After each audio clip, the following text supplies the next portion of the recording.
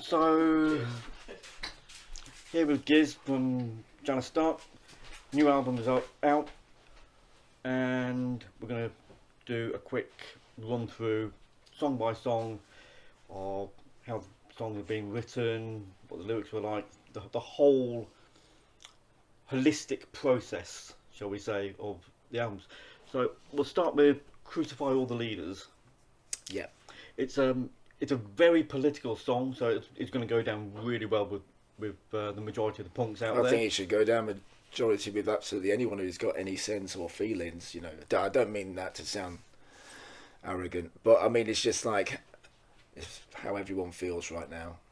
You know, everyone kind of like just wants a person that cares about the people, and we don't have a hero at all, do we? I don't know if we've ever had one. In fact, no. I think that, you know, I can't help but think to myself, what a wonderful feeling it is to be fucked by everyone, you know, because that is how I can't think of a political leader that we've had that I personally have any respect for. It seems quite appropriate as well, having a song like Crucify All the Leaders on our album coming out as we're going into a general election. Yeah, well, that's timing, but you can't ignore these things. So, you know, it's just so amazing that song was written probably a year ago, and here we are now. But then, to be honest, you could drop it at any time.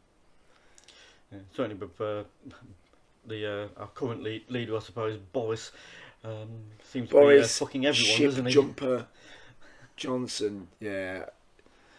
But I mean, the thing is, you know, you'd think that this was like a Morecambe and Wise episode, wouldn't you? You know, you wouldn't believe that guy is actually running the country. You know, you just think surely it's a Carry On film. Carry On England, you know what I mean? Or like Carry On UK, innit? It's Carry On Brexit the way we're going at the moment. Yeah, well, yeah. It's unfortunately, you know, it actually kind of like I have to be careful with it because it depresses me a little bit. You know, and it's the music that takes me away from that depression, you know. I don't like to just wrap myself up in politics and debates over coffee tables and things.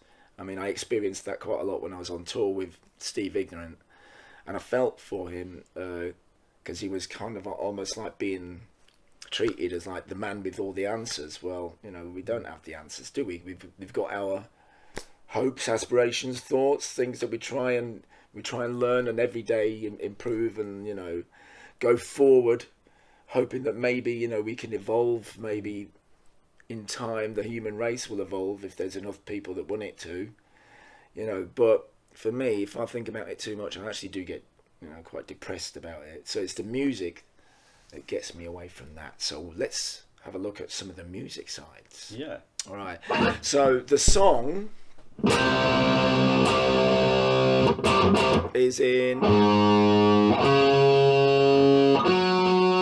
doing a bit of tuning. It's got this chord pattern that goes like this.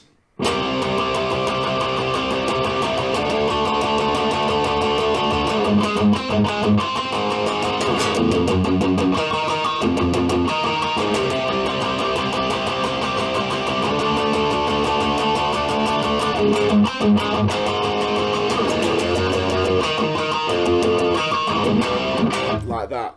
And this is just kind of typical of like a Janus Stark riff in that I like putting chords together that have got like maybe a bit of a key change thing going on. They prick up the ears, you know, they don't just stay in one sound, one scale, you know.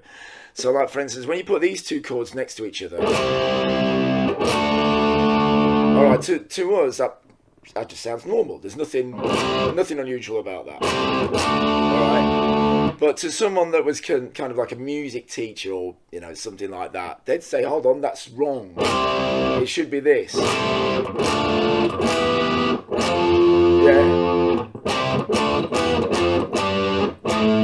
But really, these two chords, you kind of got this straight away a lift. And then on this bit, okay, so that's going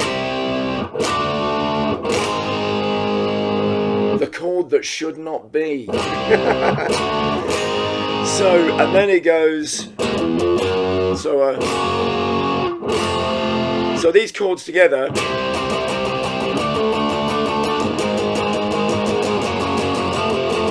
Yeah. So it sounds like you're going almost out of tune. You're going like to another key, and then it gives you this chord, and that chord gets you right back on that.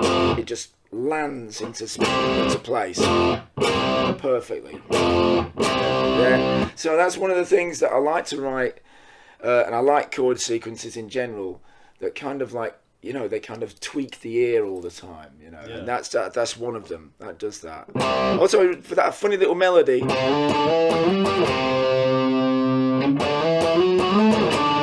thing, you know, that always reminds me of the Young Ones.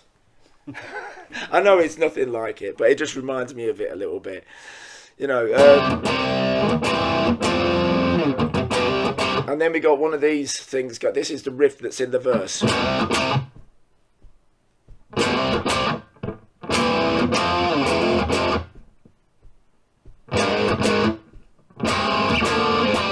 Like that.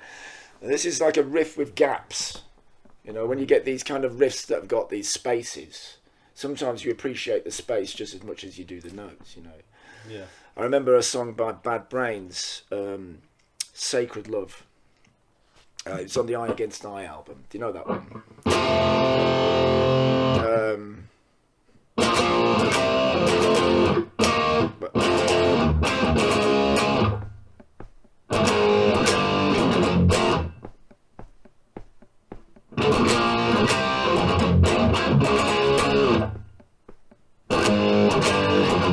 I mean, I love them spaces, you know.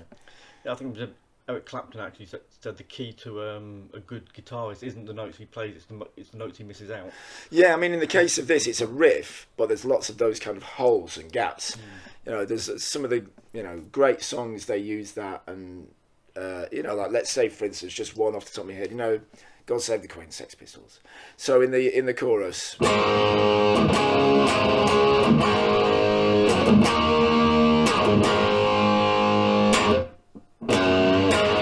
Like that, just that little gap. Yeah. It's just, it gives you something. So yeah, we're using a gappy riff, and then with this thing going on. Right, so that's like the chord has actually kind of got a bass note that's moving around. Yeah. Like that. You could move it around.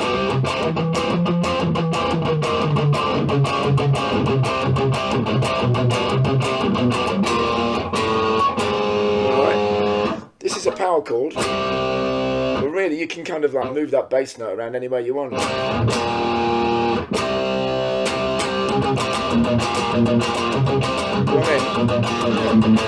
If you've got like really, if you've got a big hand stretch, then you can get it to go all over the place, you know, like that. So that's again, it's just got this shifting bass line. Yeah. So that's where the guitar riffs are coming into it, but you've got all the other elements within that as well, with the drums, of course, and everything else. So how did the whole thing just come together for the track then?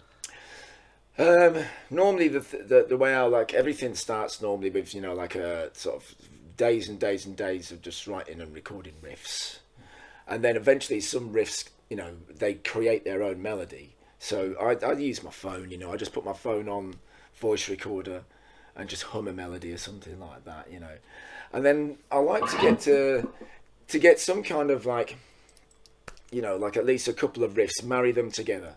Just get a couple of riffs that kind of work, and see if that one pairs up with that one, you know, and the melody, does it encourage a melody, you know, that kind of thing. And then I get together with Fozzy, and we go into my studio. We've got like a pretty decent Roland electronic kit in there. It sounds pretty good. When I say electronic kit, that always comes a bit cheap and nasty, but I got this one off a friend, and it was a pretty expensive one, so it sounds really good.